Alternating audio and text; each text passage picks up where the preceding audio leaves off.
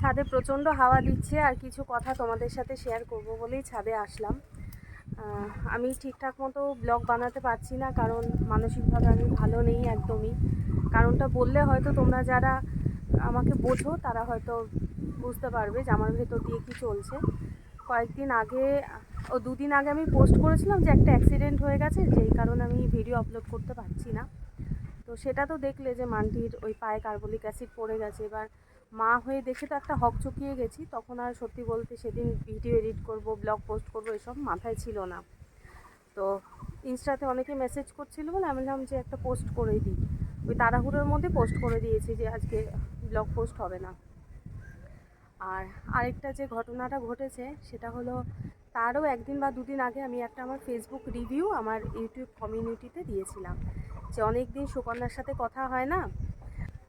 Facebook থেকে শারীর সূত্রে মানুষগুলোর সাথে আলাপ হয়ে আমি কতটা ভালোবাসা পেয়েছি তার সামান্য কিছু তোমাদের সাথে শেয়ার করেছিলাম।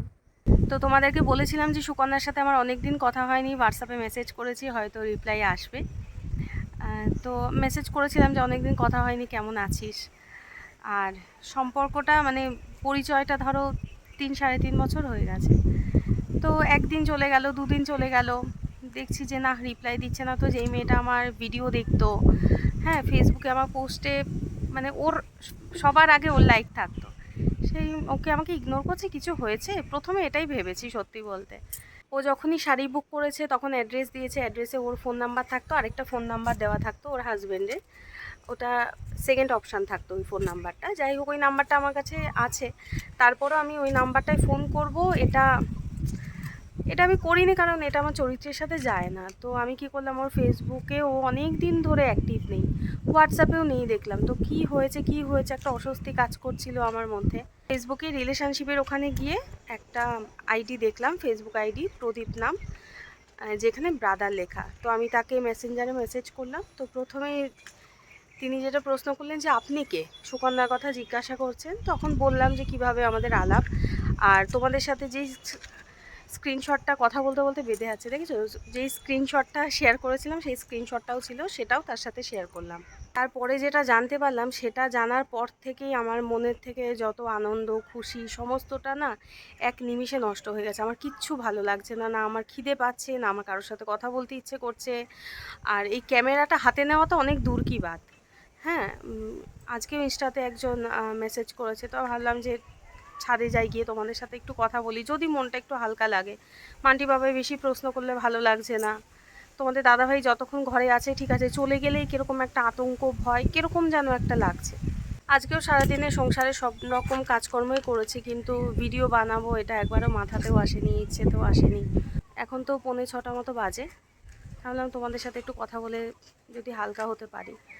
যাই হোক, ওর ভাই বলল যে মানে আমি কী করে বলবো তাই ভাবছি, এই কথা ও কথা বলে মেন কথাটা যেন বলতে না হয়, মানে বলতে ইচ্ছে করছে না। যেটা ওর ভাই বলল যে দিদির প্রায় বছরখানেক আগে একটা অ্যাক্সিডেন্ট হয়েছিল, ওর মাথায় লেগেছে, ওর আর কিছু মনে নেই, ওর স্মৃতিশক্তি পুরো হারিয়ে গেছে। তো যখন থেকে এটা শুনেছি না, তখন থেকে আমার কীরকম যে একটা হচ্ছে আমি বলে বোঝাতে পারবো না। আমি তো বংশের ছোট, মায়ের দিক থেকেও বাবার দিক থেকেও, সুতরাং ছোটোবেলার থেকে ওই একটা স্নেহ আদর একটু বেশি বেশি পেয়েছি। হ্যাঁ, বড়দের যে দায়িত্ব কর্তব্য ওই ব্যাপারগুলো আমার মধ্যে ছিল না, কখনো করতেও হয়নি, ওই জন্য আসেনি আমার মধ্যে। কিন্তু তারপরেই শাড়ির কাজ শুরু করার পরে, আমার তো 1992-তে জন্ম, অক্টোবরের 10। অনেকে হয়তো বয়স জানো না, তোমরা হিসাব করে নিও। তো শাড়ির কাজ যখন শুরু করি, তারপরেই এই 18, 19, 20, 21, 22, 23, 24, 25, 26 এই বয়সী যত মানুষেরা আছে মানে বোনেরা আমার, এই যে ওদের থেকে একটা দিদিভাই ডাক শোনা, আর এটা শুধুমাত্র ডাক না, কারণ একজন সেলারকে হঠাৎ করেই কেউ দিদিভাই বলতে পারে না।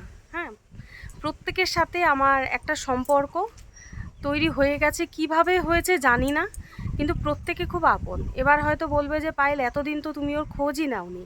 ইউটিউবে হয়তো তোমরা আমার ভিডিও দেখছো 400 জন, খুব বেশি হলে কখনো কখনো 1000 জনও দেখো, কিন্তু শাড়ির সূত্রে এর 3 গুণ মানুষের সাথে আমার আলাপ।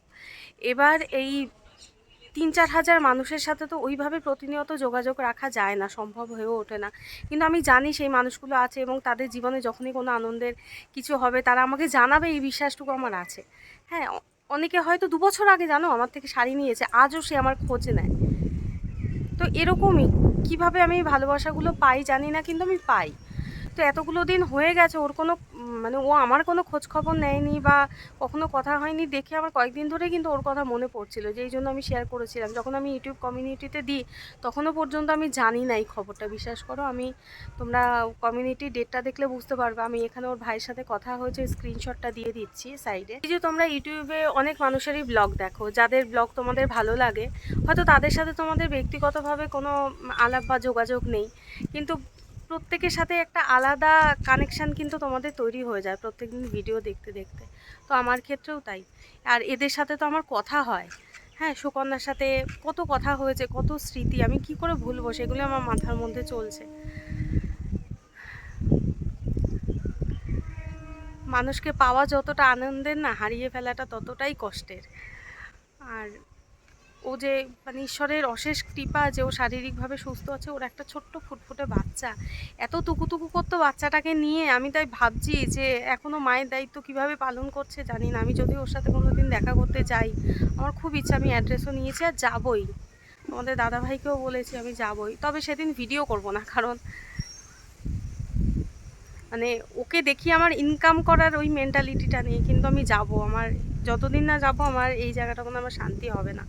আমরা তো অভিনয় করি, সংসারে থাকতে গেলেও আমরা অভিনয় করি, হয়তো সেই অভিনয়গুলোই তোমরা দেখবে এখন আমার, কারণ আমি ভেতর থেকে ভালো নেই।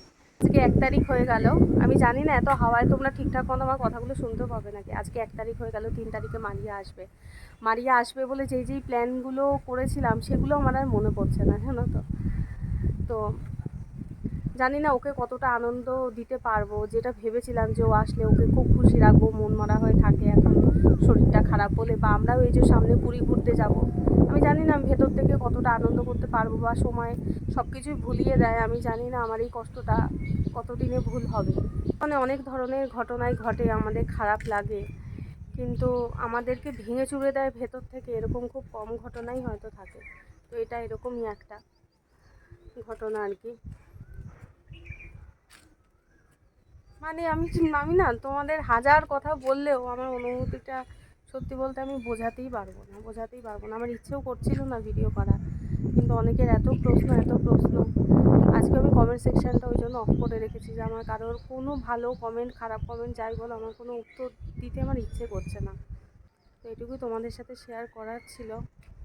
কেনই আমার হঠাৎ করে ওর কথা মনে পড়লো, আর কেনই বা আমি এরকম খবর পেলাম, আমার যেতেও ইচ্ছে করছে না। তোমাদের দাদাভাইকে বললাম টিকিটটা ক্যান্সেল করে দাও, বললো না না, চেষ্টা করব ঠিক হয়ে তোমাদের সামনে আসার। কারণ আমি সবসময় বলি যে ইউটিউবে এসে কষ্ট মানুষের মধ্যে ছড়িয়ে দেবো, ওটা আমার ইচ্ছে করে না কখনো। তবুও নিজের শরীর খারাপের দরুনও কখনো ওই সবসময় ওই ঘ্যান ঘ্যান করতে থাকি। কিন্তু আমি চেষ্টা করব তোমাদের সামনে যখনই আসবো যেন ঠিক হয়ে আসতে পারি।